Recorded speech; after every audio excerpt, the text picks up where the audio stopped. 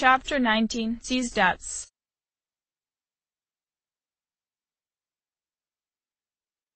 11 July 2009. Minato sighed as his phone notified him of a new text message. It was from Akihiko, so he quickly read it. Ikatsuki-san is coming tonight. He has something to tell us. We'll meet on the floor as soon as everyone is back. The boy folded his phone and grunted to himself. He lifted up his bag and was about to leave the classroom when a familiar voice called him to stop. Nissan. Hamuko crossed her arms as he'd been despondent ever since the last mission. Mako's free at the shrine today. Let's go visit her together. Minato blankly stared back at his sister before lowering his gaze and frowning. Amen. He ended up shrugging in response as he decided to follow her. Nissan. Hamuko worriedly frowned back at him as they passed classroom 2E. Fuka came out at that time though and bumped into her. Sorry, Fuka-chan.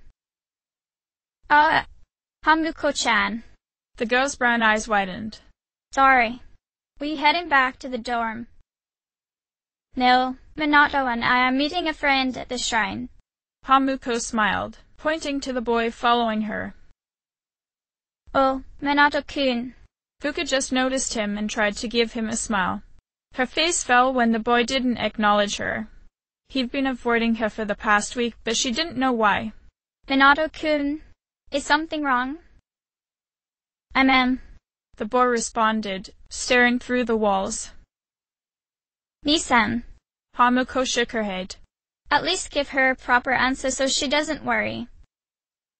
Who's worried? He asked. Fuka-chan.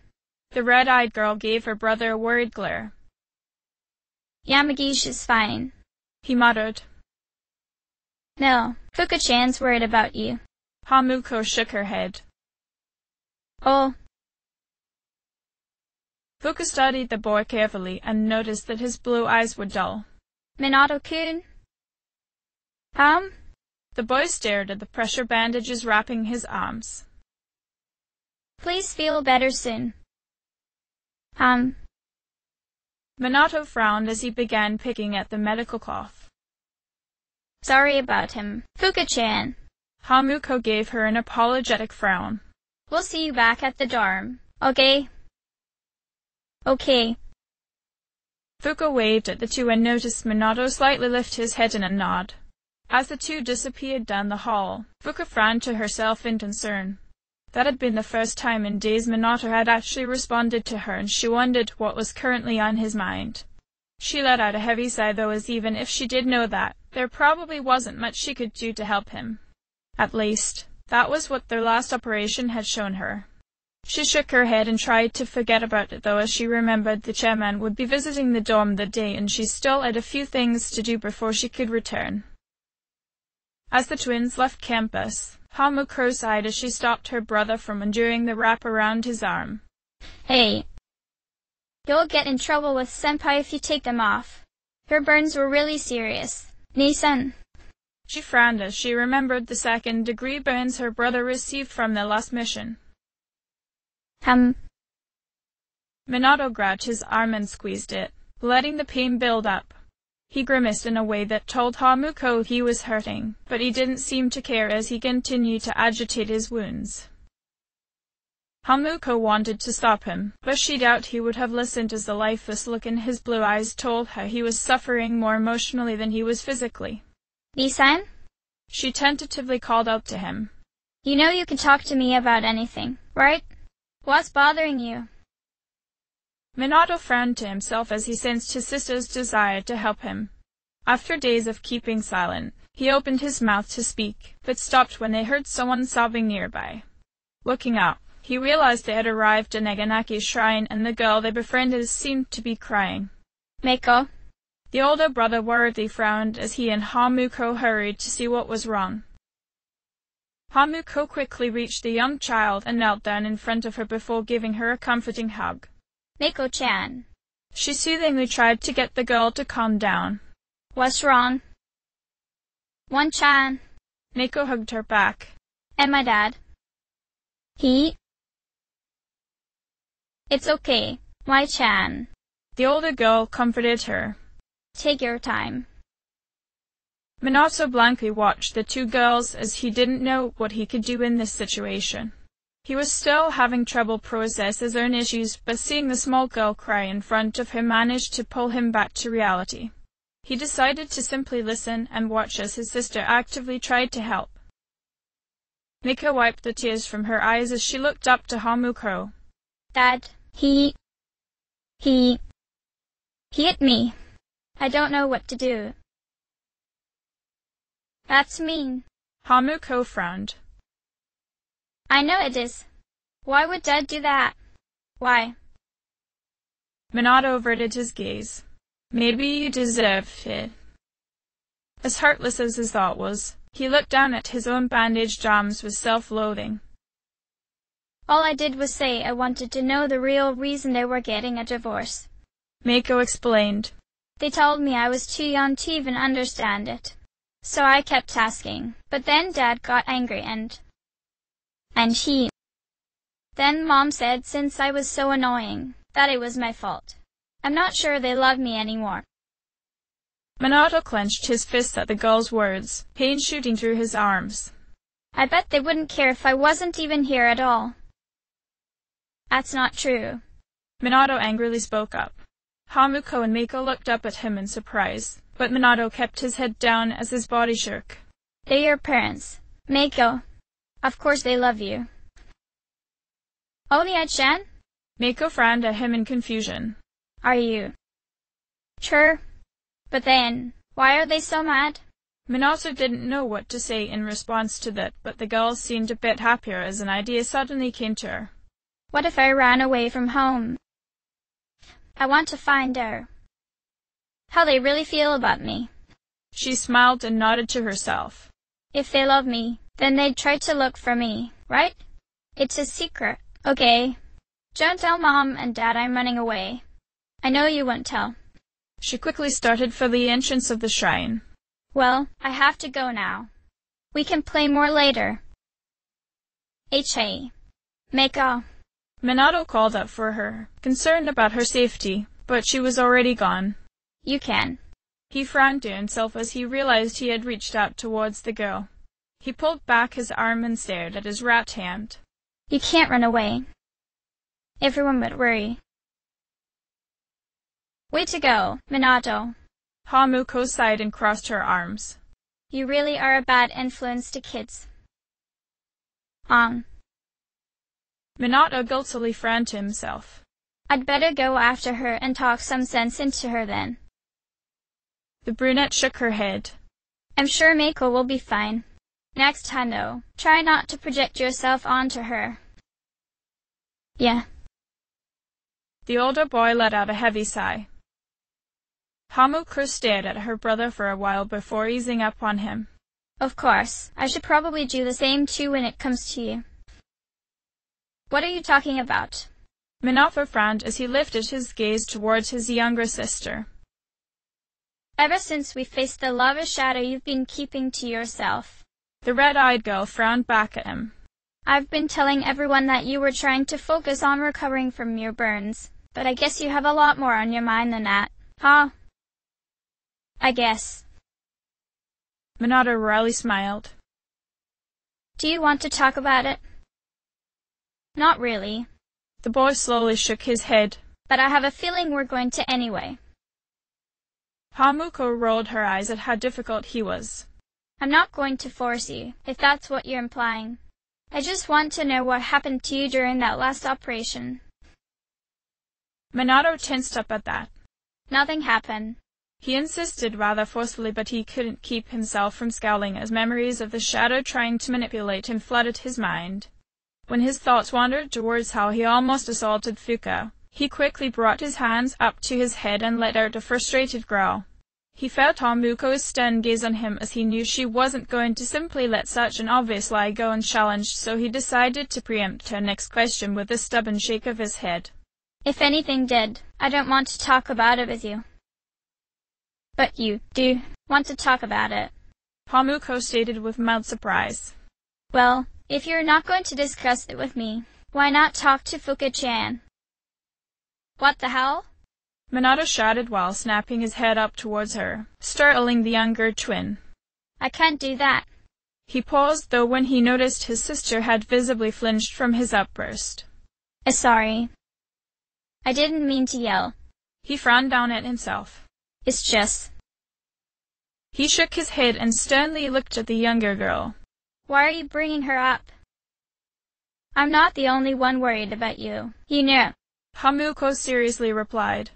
Fuka-chan's been feeling a bit down ever since he began avoiding her. She told me she thinks you're upset with her because of whatever happened between you two. She shrugged as neither teen gave her any details of the events that transpired when the twins accidentally cast Frolic. She completely blames herself for your injuries, and she should have done a better job navigating us. What? Minato blinked at his sister in surprise. But Fuka pretty much ran the whole operation. She was the one who led you to the lava shadow while I was... He looked away from his sister as he remembered what he went through. Oh, never mind. Point is, she did more to help the team that night than I did, so why would she be blaming herself for my stupid mistakes? If you want to know, you might as well talk to her yourself, Minato. Hamuko shrugged. Fuka-chan won't tell me anything else because she was afraid I'd get angry if I knew what exactly happened. I wouldn't mind if you did get angry at me. Minato frowned. I totally deserve it, but I'd rather not say anything for Fuka's sake. Funny, she said the same thing about you. Hamuko dryly stated. Well, there were a few things she did tell me, like how she sensed the shadow completely locked her out of reaching you with Luzier. She figured that since you were the one receiving most of the transmissions from her, the shadow thought you were the biggest threat.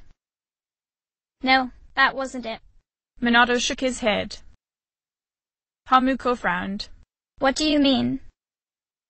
The shadow specifically targeted me for another reason. The blue-haired boy clenched his fist. I've been noticing for a while now that the full moon shadows keep luring us out or trying to find us. The Reapers I see, they know something about it. I actually think they are attracted to it and that, in turn, will only draw more Reapers towards me. So that's why you've been avoiding everyone else too. You know that people who get too close to me die. He scornfully sneered at himself. I almost forgot that fact myself, but our last operation reminded me exactly why I shouldn't rely on anyone else. He brought his fist up before him and tightly clenched it, enduring the pain that began to build up in his arms. So long as everyone around me is safe, I don't care what happens to me. Hamuko sadly stared at her brother. I care what happens to you, she muttered, making the older boy pause when he sensed the immense worry in her voice.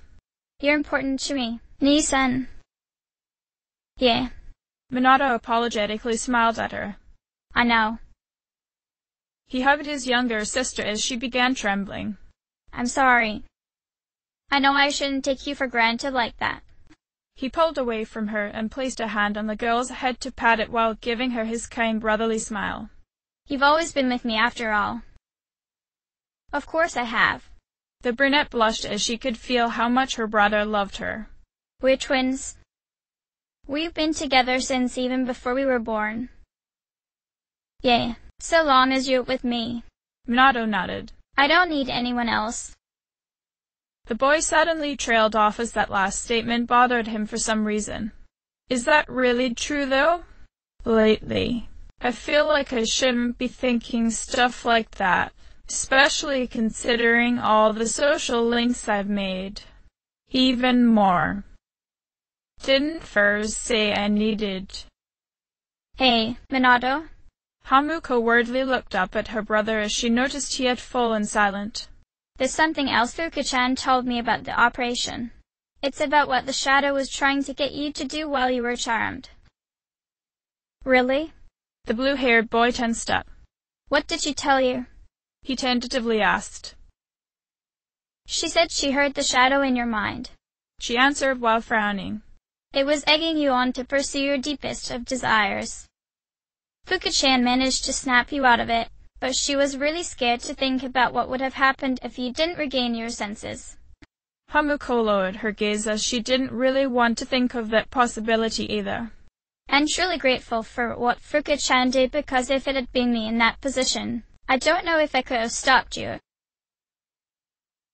Huh? Minato's face went red as he tried to get rid of the image of that knife from his mind. The hell are you saying? I could never, ever forgive myself if I went through with that. Which ones, after all?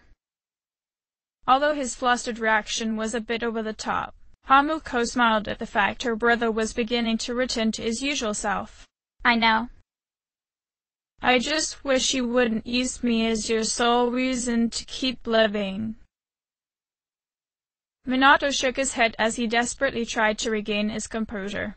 Geez, I don't blame Fuka for telling you that, since that was a very low thing for me to do, but here I was thinking you'd be furious with me over it. Well, it didn't happen, Hamuko pointed out with a shrug. And it wasn't like you were thinking straight anyway. Fuka-chan probably sees it that way too. But still.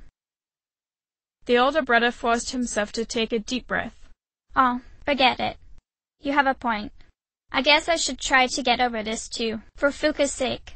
He sighed and lifted his gaze towards the sky. It bothers me though that she's already forgiven me despite me not having yet apologized. Are you going to? The brunette asked, studying her brother's serious blue eyes. I don't think I can accept her forgiveness, but I should at least give her an apology. The boy seriously answered, looking back down at her. I don't really think it's enough though. Yeah, it's like ever since Fuka-chan's joined C's, all you've ever done is just apologize to her. Hamuko noticed as her brother tensed up. That isn't to say you're a horrible person, she quickly added. But maybe you could be a little more considerate of her feelings. Fuka-chan honestly seems to care about you. You think so? Minato dubiously frowned. Hamuko nodded. That's how it looks to me. The serious sibling shook his head. She seriously doesn't know anything about me, yet she cares. That's strange, isn't it? I don't think so. The brunette frowned as, for some reason, she began to think of Shinjiro. Besides, it also looks like you honestly care about her, too, right, Nisan? Minato became serious again as he considered his own thoughts and feelings. After a while, he let out a troubled sigh and looked away. I don't really know the answer to that myself, Hamuko. I trust her abilities, but at the same time, I don't want her to get any more involved with what I've already put her through. I mean, I already dragged her into the Dakara, and you know how much I don't like seeing the Reaper on those I care about. He smirked though as he essentially just admitted how he actually felt about his friend. All right. He lifted his head. I'll try coming up with a way to make things up with her. I'm not sure how I'm going to do that yet, but I can't keep making her worry about me like this. It really takes away from her attention that should be going to the others on the team. Hamuko sighed as he was beginning to overthink things again, but at least this was a start. His well-being was really all that mattered to the brunette after all. I'm glad you're back to normal, Nisan. She hugged her older brother. Although a bit confused by her actions, Minato returned her hug anyway. Thanks, I guess. When they released each other, the older twin turned towards the shrine entrance. Hey, let's get something to eat. I'll pay for anything you want, he offered. Seconds, thirds, dessert, whatever. I really owe you for this. All right. Thanks, Nisan. No problem. Minato smiled gently as his younger sister. This? Hamuko smiled back as it was rare for him to address her like that. Let's go, Nisan. By the way, her older brother frowned as the two began walking side by side. Did I do something to Junpei? He's really upset with me for some reason. I'm not really sure, but I was planning on talking to him myself since he has been acting weird lately. I'm sure it's nothing. Hamuko reassured her brother before frowning to herself. She actually didn't know what to make of her friend's behavior since the cat boy seemed to have been avoiding her too. Junpei.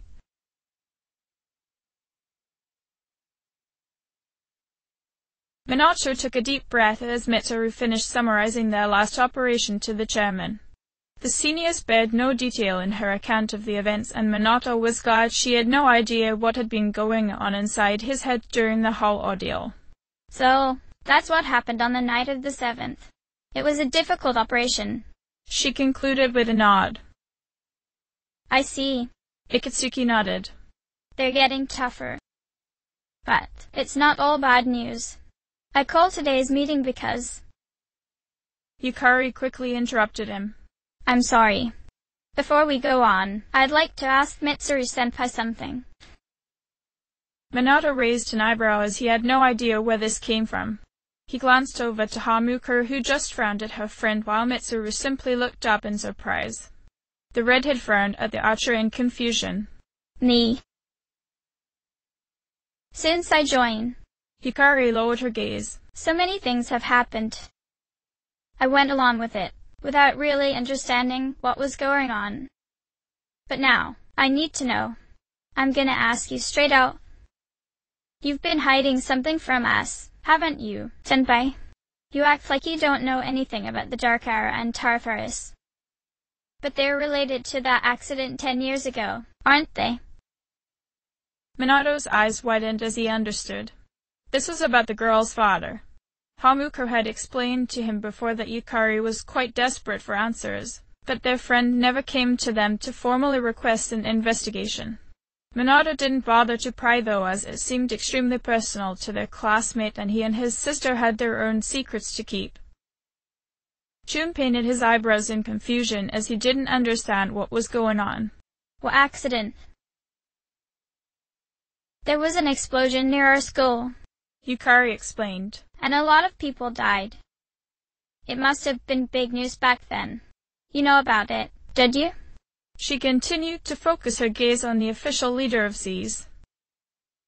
Mitsuru didn't dare look at Yukari, but did manage to maintain her composure. Yes. Luckily, no students were injured, Yukari continued. But around the same time, a large number of students were recorded as absent. Seems like more than just a coincidence. Curious to how much the junior knew, Mitsuru decided to test the girl. What do you mean? I dug up some old school records and found something interesting. The students who were absent. Yukari gathered as much confidence as she could before revealing her hand to the senior. They all collapsed suddenly and had to be hospitalized. Sound familiar? You know, like the girls who bullied Fuka. When the senior remained silent, Yukari stood up from her seat, wanting an answer. There has to be an explanation. What really happened on the day of that accident? The Kirijo group built our school, so you must know something. The girl tried to keep the desperation out of her voice, but Minato quickly picked up on it. Tell me the truth. Mitsuru remained silent as she frowned to herself. I wasn't trying to hide anything from you. It just never seemed relevant. But... The student council president was at a loss for words on how to proceed. Ikatsuki gave the girl a sympathetic smile. It's okay. It's not your fault. Minato frowned as something about the man's tone seemed insincere. The Reaper beside him chuckled menacingly, and the boy clenched his fist to control himself. You're up to something. Are you working alone, or is it for the Kirijo group? He returned his attention to the senior and noticed that Mitsuru was nodding her head as though she were coming to a decision on something. All right. She began. I'll tell you the whole story. The shadows have many mysterious abilities. Some research indicates that they can even affect time and space. Minato thought this made sense given the Dark Hour and Tartaros. We think of them as our enemies. But what if we could somehow use them to our advantage? They would be the source of unimaginable power, wouldn't they? Yukari looked to her in surprise. What? 14 years ago, The senior continued. One man pursued that line of thinking. He was the former leader of the Kirijo group. Great Kirijo. My grandfather. Minato recognized the name as he remembered seeing it in some old case files belonging to his parents and other relatives. Hamuko noticed as Chuen shot her brother Fran. The Kirijo group, a company often under scrutiny by the entire Kusanara clan, despite both families and corporations sharing many of the same allies. Fate to Kirijo was actually Mom and Dad's final case, the girl thought to herself. My grandfather was obsessed with shadows, Mitsuru said with a frown on her face. He wanted to harness their power and create something extraordinary. Harness their power? Fuka was surprised. He assembled a team of scientists, and over several years collected a significant number of shadows.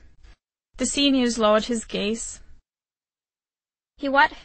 Junpei shook his head. Damn, that's freaking crazy. However, Mitsuru refused to lift her head to look at them. 10 years ago, during the final stages of the experiment, they lost control of the shadow's power. Consequently, the nature of the world was altered. Fuka frowned. You mean? The redhead nodded at her. Yes. Tartarus and the Dark Hour. Mitsuru took a deep breath. By their account, the mass of shadows they collected split into several large ones that then dispersed. These are the shadows we've been encountering on nights when the moon is full. No. There's something else. Something Senpai doesn't know about. Those shadows. Mom and Dad's accident. Minato felt a cold dread build up within his chest, suffocating him. Remembering to breathe, he slowly exhaled only to enter a coughing fit. Hamuko rubbed his back. Nissan? I'm fine. Just surprised by all this. He lied to the team when they turned to him in concern. When she was certain her friend was okay, Fuka turned back towards Mitsuru. Is that why they've appeared in different places? Wait a minute. Yukari's eyebrows furrowed. If what you said is true, then why did our school turn into Tartarus? She gasped as she realized something. Don't tell me. That's where they conducted the experiment. Ashamed at her family's actions, Mitsuru nodded. Yes. Then. Yukari frowned. The students who were hospitalized. I'm afraid it's just as you're thinking. Mitsuru looked away from the brunette. Port Island must have been an ideal location for them. It was a highly populated area, and the Kirijo group had influence there. They could do as they pleased. As you guessed, the experiment 10 years ago was conducted at Gekuken High School. Hikari clenched his fists. Does that mean all we've been doing is cleaning up their mess? You lied to us? Mitsuru had nothing to say in response to the junior's anger. Yukari quickly turned towards Akihiko. You knew too, didn't you, Senpai? They've just been using us. Or, do you not care as long as you get to fight? Hamuko shook her head as she remembered Miki and Shinjiro. Yukari, calm down. That's not true. Akihiko shook his head sadly. I have my reasons. Think what you'd like. Mitsuru frowned to herself. It was my decision not to share that information. I'm sorry. I never intended to deceive you. Convincing you to join SEAS was my highest priority. As absurd as it may seem, only we, with our personas, can fight the shadows. Minato crossed his arms as he agreed with the senior. Senpai's right. There's nothing we can do but continue to fight. Hikari looked at the boy furiously. How could you? She paused when Mitsuru held her own arm, as if trying to reassure herself. Besides, the redhead quietly said, some of us were never given a choice. Akihiko shook his head. Mitsuru. Don't. Hikari's expression softened as the older girl seemed to be remembering something painful. Minato watched them before staring at his feet. Senpai must have been experimented on herself, he guessed. Kuetsukiriju. Perhaps it's time for me to expand on my personal investigation. This might get me closer to the truth I've been searching for all this time. Minato shifted his eyes towards Akatsuki. It might have been the boy's imagination, but he swore the chairman had been carefully studying him throughout the entire meeting, but he couldn't confirm it as the man raised his arms to restore order to the team. Yukari. The man began. It's those in the past who are to blame. And they lost their lives as a result of what they did. We're all in the same boat. Here, none of us deserve the burden that's been thrust upon us. The girl understood, but something didn't sit well with her. What? Akatsuki shook his head. It's been 10 years since that incident. No one knows why those shadows suddenly returned. The Reaper behind him laughed directly at Minato, and the boy swore the man's eyes flickered towards him. But, since they're active, at least we can find and destroy them. Do you realize what this means? Everyone looked up at him, and a few of the students shook their heads. What if I told you that those 12 shadows are the cause of everything? Minato blinked at that. No. Something about this isn't accurate. Why doesn't it feel right? Akihiko, however, smirked. Then, if we defeat them all, Tartarus and the Dark Hour will disappear. Exactly. Akatsuki beamed at the boxer. That's what I was going to tell you earlier. See, it's good news, isn't it? Is that true? Fuka sat up, a smile growing on her face. Minato's brow furrowed. That can't be it. There's something more. What is it that I've forgotten? The Reaper's laughter increased in intensity. I can't think with that damn thing here. Akatsuki nodded as no one noticed the blue-haired boy's expression. There's evidence to support it. Now, our true battle begins. Hikari remained silent, so the man turned to look at her. Regardless of what's happened in the past, we must fight to protect the people. The shadows are gaining strength. We can't afford to just wait for them. And there are many mysteries still surrounding Tartarus. Why did such a gigantic structure appear in the first place? The answer must lie within it. The meeting was soon brought to an end, but Minato couldn't help it as his mind and pulse began to race. Damn. He controls the entire flow of the team's investigation. The sickly boy grew pale as the man walked right past him, his Reaper cackling as it followed the men out the door. I can't go against him. In a way, he's got a point. But what's this building fear? The Reapers.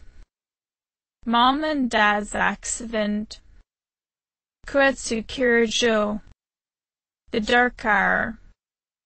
Tartarus. It's all connected, but how? Even after 10 years, I've made no progress at all. Minato-kun. Fuka noticed he was looking sick. Are you okay?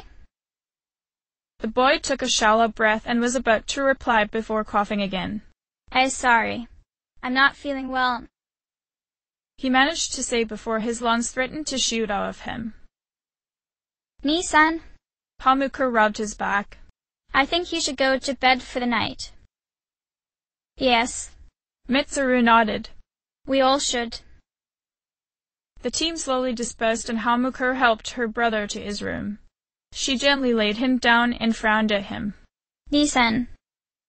Something's not right. Mom and Dad. I know. I still don't trust Akatsuki, though. He reached for the water bottle on his nightstand and moistened his dry, aching throat. That Reaper of his is getting more unruly. It's taunting me. Hamuko frowned at her brother's apparent fear. Ni-san, tomorrow, let's visit Moonlight Bridge. The older twin paused. Why, yeah. He agreed with a nod. It's been a while. There's a lot to tell Mom and Dad. He slipped under his covers and gave the girl a grateful smile. Thanks, Hamuko. Good night. Good night, Nissan. She smiled back as she closed his lights and returned to her own room. I should see Shinjiro-san again in a few days. Nissan's investigation is really putting a burden on him, and I don't want him to lose himself to the Reapers again. I really hope Shinjiro-san found something there.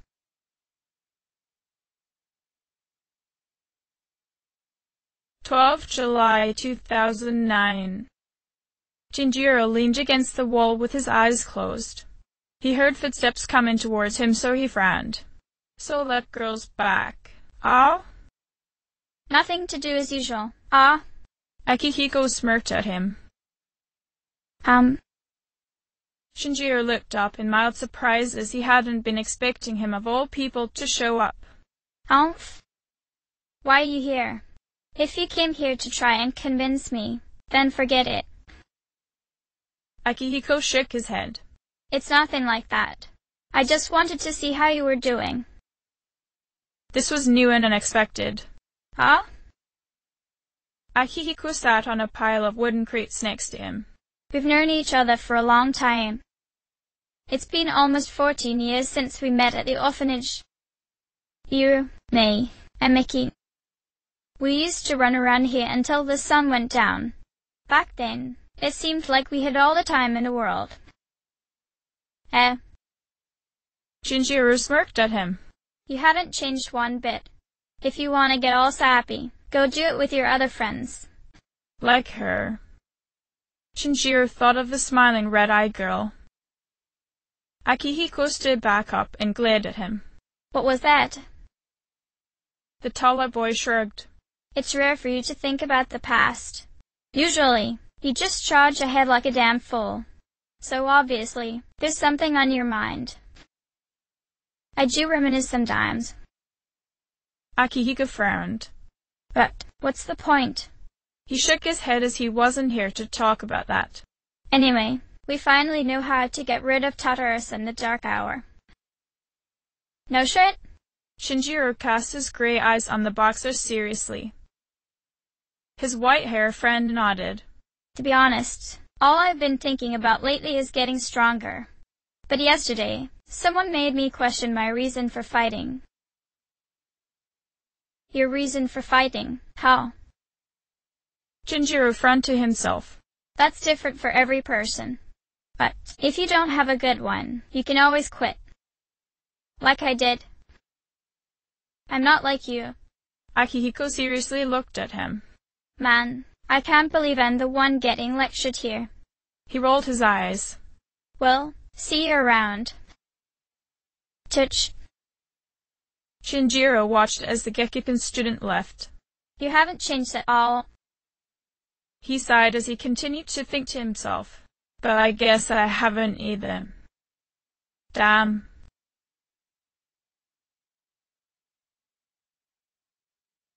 Fuka looked up from her laptop when she heard someone knocking on her door. She quickly answered it. Yes? Mitsuru looked around the hallway carefully. Can I talk to you for a moment? Then bye. Fuka was surprised by her visit. Oh, please come in. The two sat down at her table. Mitsuru kept her posture straight as she rested her hands on the surface before her, as if offering a business proposal.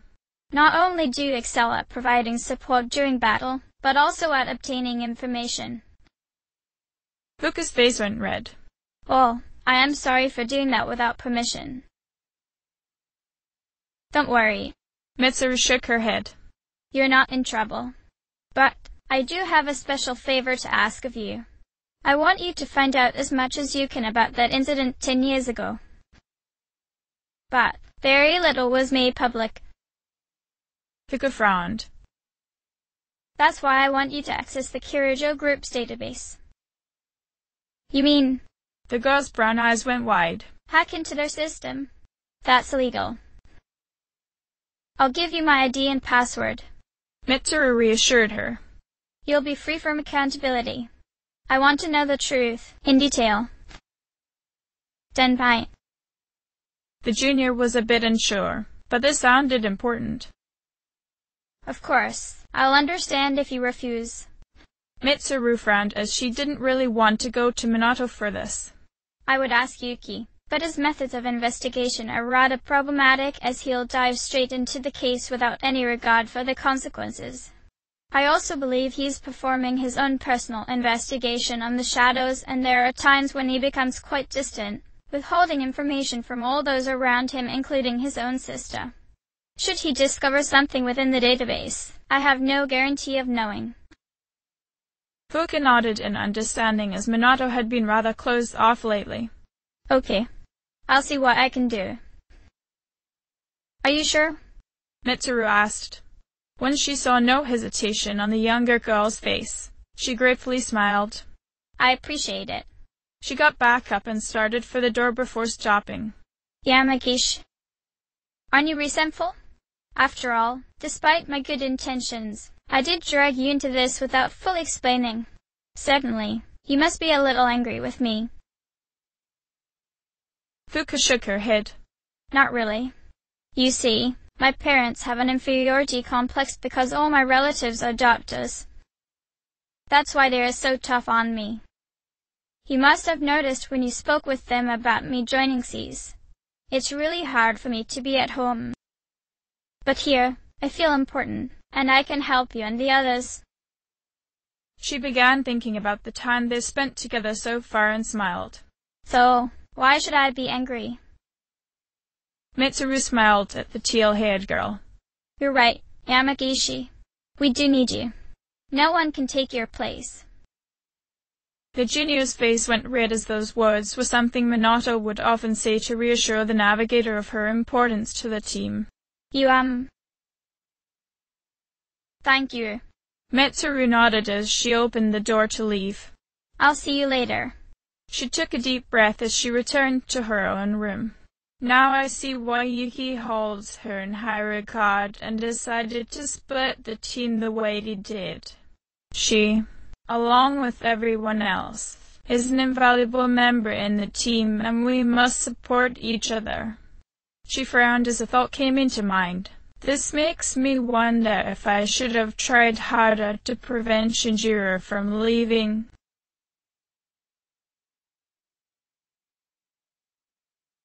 During lunch, Hamuko had asked Junpei to see her on the roof. Not really wanting to talk with her, the boy reluctantly went anyways. She was his friend, and it wouldn't be good to let her worry. So what's up? He tried to smile only to see her frowning at him. Is something bothering you? You've been avoiding me and my brother all week. And no, I'm just studying. He looked away. And stuff. You and I both know you're lying. Hamuko crossed her arms. What? I can't pretend to be the perfect student like your brother? Junpei glared at her. Surprised at the boy's anger, Hamuko blinked at him. Is that what this is about? You have a problem with my brother? Apparently. Junpei shrugged, face heating up. Minato's so perfect. Minato got the answer right in class. Minato's the leader. Minato's the fucking hero saving the fucking day. The cat boy blew up at his friend. Well, who gives a fuck about him? Half the time he's either asleep in class or staring at his stupid music player like there's something special hanging from it. He doesn't even care and he gets to play hero. Junpei was stunned when Hamuko slapped him. You can't say he doesn't care. Hamuko glared at him. Who's the one always watching your back into our ass? Every time you fall flat on your ass against a shadow, who's the one to always cover for you until you get back up? Minato never asked to be leader. He accepted it because Senpai specifically asked for him to be leader. He's not playing at being a hero. He's saving the ass as well as everyone else's. Yeah. Well, it's not like I asked for his help. Junpei fixed his cap. I don't need him telling me what to do. Then why don't you do something to prove it? Hamuko challenged him, tears forming in her eyes. The girl clenched her teeth as she couldn't help it. It was something that came naturally, no matter what she felt. She wasn't like Minato, able to hold himself together until he was completely alone. She strived to be around other people, and if that meant letting others see her cry out of anger, then so be it. She would never let anyone insult her brother in such a manner, though, not even a friend like Junpei. What? You're not like Nissan? Of course you aren't. You and he's him. But while you're always dicking around, Nissan always has to make up for what you should be doing. The male junior could feel his friend's anger towards him, and she had a point. He tucked his cap down to hide his face. It's not like having you on the team helps. The two of you make me feel like crap since nothing I do compares. That doesn't give you the right to say those things about Nissan, Hamuko said, trying her best to calm down. I forget he's your brother sometimes. Junpei frowned. I thought you'd understand, but I guess not. He's the only family I've got here. The girl reminded him. We've been through a lot together, and I don't expect you to understand that. Nissan has his issues, sure, but I especially don't need to deal with your stupid self-pity on top of that. That's right. The cat boy remembered that they were both orphans with nowhere to really call home. Well, whatever. Junpei turned his back on the girl. With Minato leading seas, it's not like you need me around. You know that's not true, Hamuko softly said, hoping he heard her as he returned into the building. You're still my best friend, Junpei. That comment made the boy sneer at himself. Really? Like that's worth something. Junpei spent the rest of the day trying to ignore the blue-haired boy beside him. It wasn't that hard since the two boys slept through each class. Or rather today, it was more like Junpei was pretending to be asleep while his perfect partner was preparing for the upcoming finals.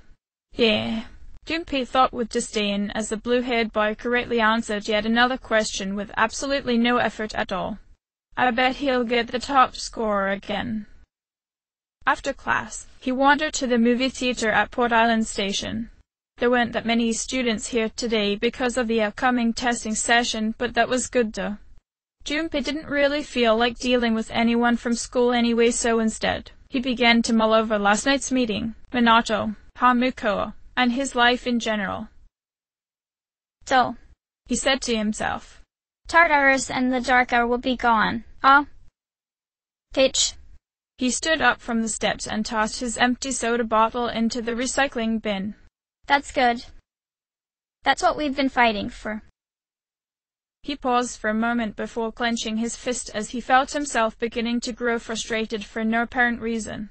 So, why am I so pissed? He looked back when he heard some students laughing as they left the theater. Gosh, it's hot. Even for July. The girl's friend nodded. Seriously, but at least we're seniors now. We won't be wearing these stupid uniforms much longer. Yeah, I've had enough of this. I just want to get accepted to college and start having some fun. That's how if you get accepted, don't forget. Junpei frowned as they walked away before wryly laughing at himself. I know why. It became the reason. I was like, fighting is my duty. But hell, it's all I'm good for. If it weren't for that, I'd be worthless. He forced out a short laugh. My duty. What a bunch of bullshit. I can't fight worth shit, anyway. Not compared to him, at least. Damn it. Nothing I do is good enough. He sighed as he remembered what Hamuko told him at lunch. Your best friend.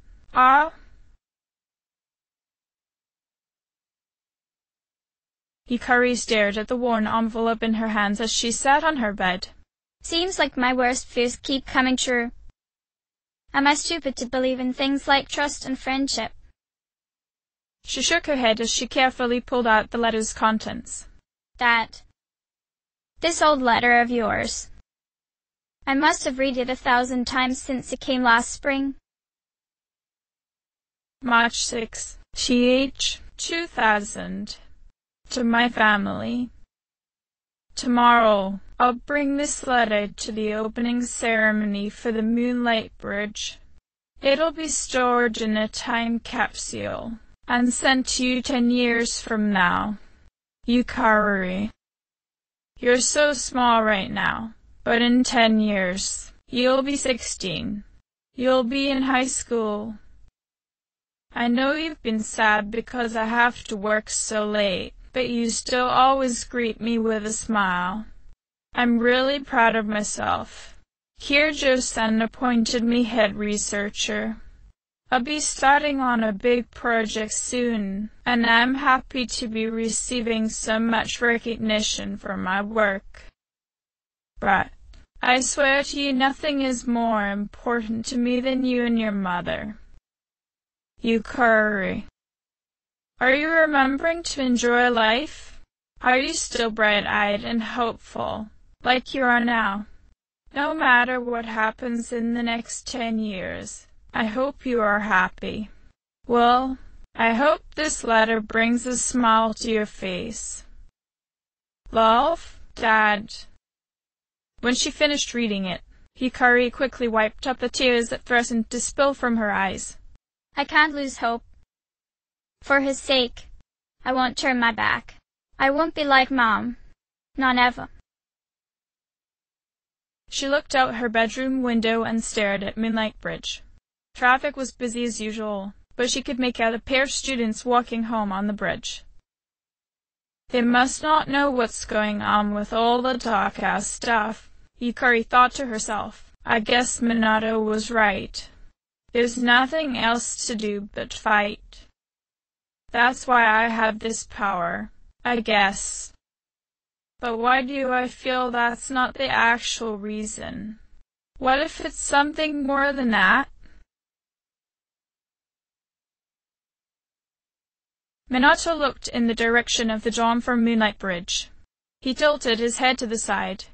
Hamuko walked to his side and stared at him. Is something up? I can barely make out the dorm from here. He pointed out. Curious. Hamuko tried to take a look for herself, but when she couldn't, she turned towards her brother, who shrugged back at her. Well, I can spot its roof past the station. Anyway. He turned back towards the bridge and dug through his bag. You have a lighter? Yeah, here. Hamuko tossed him a plastic lighter. Minato lit the incense for both of them and handed her some. Both prayed together before setting it between the cracks of the sidewalk. Hey, Mom, Dad. Sorry we haven't been around as often as we thought we would have. A lot of things came up. Hamuko and I joined a club called Seas where we fight shadows during the dark out with personas. You've been watching over us, right? He lifted his face towards the sky as his bands covered his eyes. I hope you're proud of what we're doing. Of course we're proud. Hamuko watched as their father beamed proudly at his son. You've got the family gift after all. The red-eyed girl shook her head. Dad, you can't go around saying that. You're going to give Nissan a big hit. Like that'll happen. Minato looked away. What I'm doing is nothing compared to Mom and Dad. Still chasing after us. Oh, Minato? You always were my precious little boy. A brown-haired woman hugged her son. Minato paused as he felt a familiar warmth around him. Even though he couldn't see his parents, he could at least feel their presence beside him. Mom. And Hamuko. The blue-haired man placed a hand on the girl's head. Are you still aiming to be a nurse? Yeah. Hamuko's eyes brightened. I might just try to be a doctor, though. I'm not as good as Nissan at investigating, but I still want to help others. I also don't like seeing him hurt either, so I'll do whatever I can to help him. Is his breathing better? Their mother looked over the boy worriedly. His lungs cleared up fine, Mom. Minato put on a reassuring smile.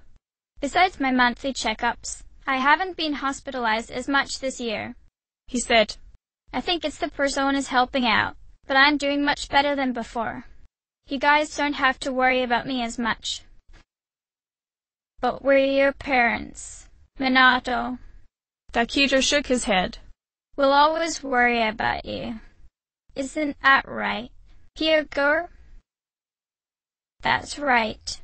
Hamuko, tell your brother to take better care of his body. Why does he have those bandages around his chest and arms? Mom wants you to explain your injuries. Nii-san. Hamuko frowned at him. Mom. I'm fine. Minato shook his head but relented. I made an error during our last operation against the shadows. I nearly put Hamuko into grave danger because of that. I'm sorry. It wasn't your fault. Nii-san? Hamuko shook her head. The shadow targeted you. Thank goodness Fuka-chan was able to pull you out of it. The girl brightened as she updated her parents on their new friend. I think you'd both like Fuka-chan. She's really kind and smart. Also, I think Nii-san fancies her. Ichi, stop joking around. Minato's face grew pink. My son's becoming a man. Takedo laughed. I'm sure she's a wonderful person if Minato thinks so. Hyuko nodded. Hamuko laughed, making her brother's face red. Minato shook his head as he tried to be serious. I don't have time for dating right now. I wouldn't even know how to. Hyuko hugged her son again. If you really care about a person, you won't have to know, Minato. It'll just naturally come to you. Your father was the same way. Did you know that? The red-eyed girl passed on their mother's message to him, and Minato became silent. He lowered his head and smiled. I know. I didn't. But even if it does come to me, what's to stop me from being scared of the Reapers and running away? I don't want to involve people with death. I am not brave like you two. Minato. Takedo placed a hand on his son's shoulder. You're the harbor of courage. You're not courage itself. You have a gift about you that brings out the best in others. You're never alone. So long as you inspire courage in others, they'll share it with you. Do you understand? After reeling their father's words, Hamuko smiled at her brother and hugged him too. He's right, Nii-san. I don't think I'd be able to do as much as I do without you there to always watch me. You can depend on me a little more. I don't like it when you're closed off to everyone else. Hamuko, you also need to think about yourself more. Hyuko scolded her. It's a problem that both of you have. We're proud that you both are doing your best to protect those you care about, but I don't want you both to throw your lives away. It's too soon for your lives to end. We'll try to be a bit more selfish, Mom. Hamuko began tearing up as her mother hugged her. But it's hard since we have so many people to care about. Then have faith in them. Takedo nodded to her. You both have been blessed and cursed with death. For as many people you've come to know, you've seen many of them die. Some were good friends, others were family. But I don't want you both to lose heart. Minato, you sense death and it only reinforces how much you wish to protect those you care about. Hamuko, you see those that have passed and it reminds you that you'll never be alone. We'll always be watching you, but it's your lives. It's not our place to tell you what to do anymore. That's up to you too. We understand, Dad. Minato nodded. That's my precious little boy. Hyuko smiled as she rubbed her thumb on the boy's cheek. Take care of your sister, Minato. You're the oldest, so you have to be a good example for her. But you don't have to be perfect. Of course, Mom. The boy smiled.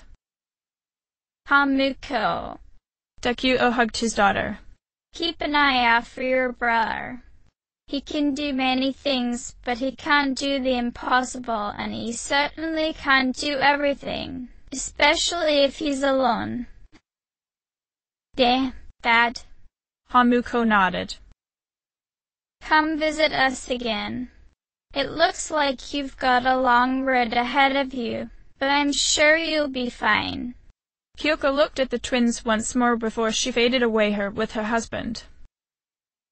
Minato looked up towards the sky as his hair covered his eyes again. You know, Hamuko, even if we get to talk to them like this, I still miss them. I do too. Hamuko frowned as she hugged her brother.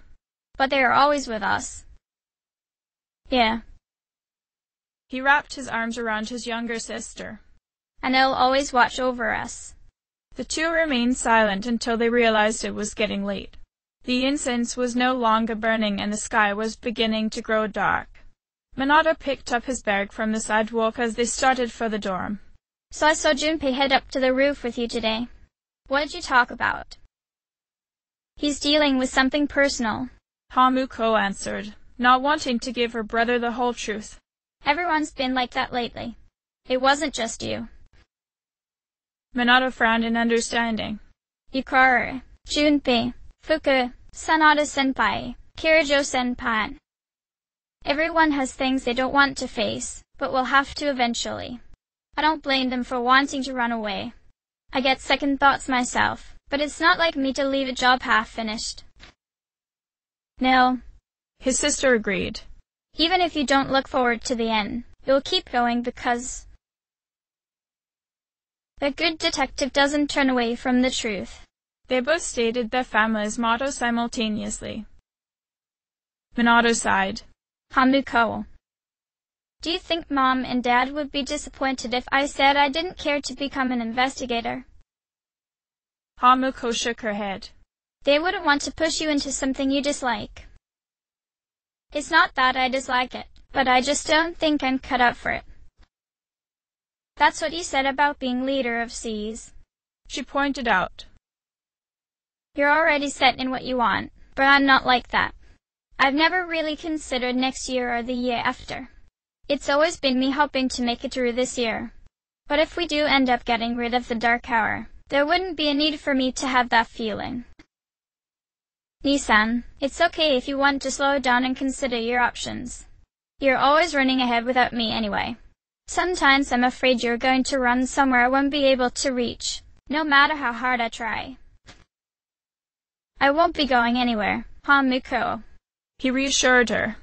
If I ever get too far, just call for me and I'll come back. You know I'd never leave you behind. He tilted his head towards her. Just promise you'll do the same for me? Nissan. Hamuko smiled at him. Farah smiled as he sat on Minato's bed. It's good to see you again. He waited for the older boy to sit up properly. How long has it been since we first met? Time passes so quickly. So, how's life as a Persona user? Fulfilling. Minato smirked. Oh, that's good to hear. Pharaohs nodded. I remembered something else about the coming of the end. It all goes back to an occurrence that took place many years ago. 10 years ago, if I remember correctly. Hey. Pharaohs thought of something. Didn't your parents pass away about 10 years ago? Minato's eyes widened. So something is connected.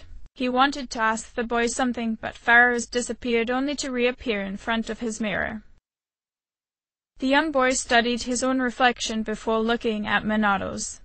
A persona is like a mirror, which means a persona user can never escape from his true self. Minato winced as a reaper flashed through his mind. Regardless, Pharaohs turned his body to face the teen. I will stay with you, because we're friends. Pharaohs vanished again, and Minato looked around only to see that the boy was completely gone this time. Pharaohs. What are you really? Who am I really? I trust you, but why can't I trust myself?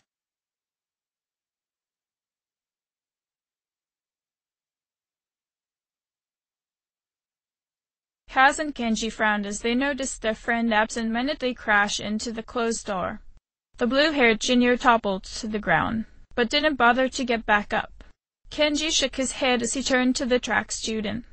It's your turn. The short-haired runner shrugged. All right, he responded as he roughly sat his teammate up. Come on, Minato. Up you go. The boy responded as he was once again standing. Where were you trying to go anyway? Kaz asked. Dude, I can't understand you. Why don't you say something? The runner lightly slapped his friend's cheeks to wake him up. Kenji sighed. Man, he's been like that since Wednesday. Hamukuro says to keep him in the classroom during lunch so he doesn't cause anyone problems.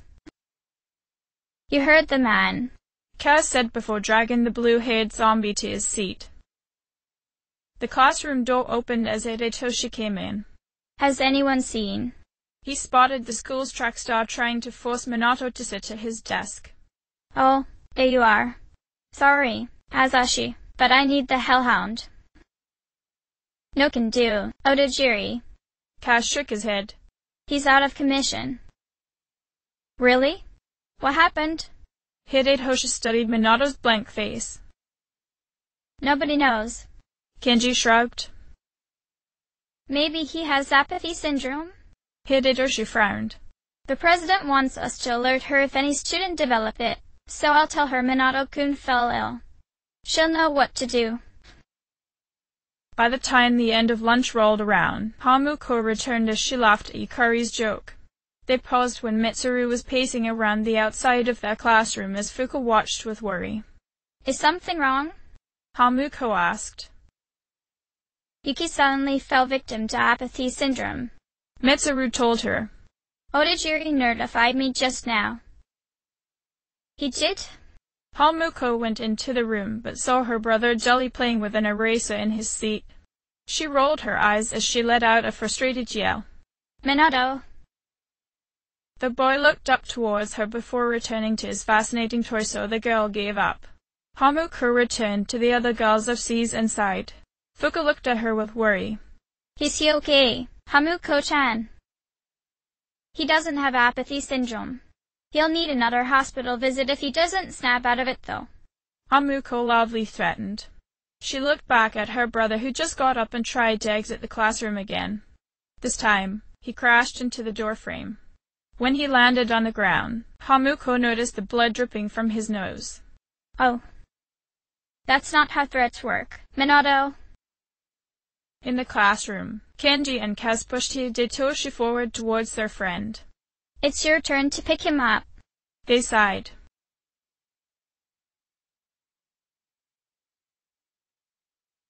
End of chapter.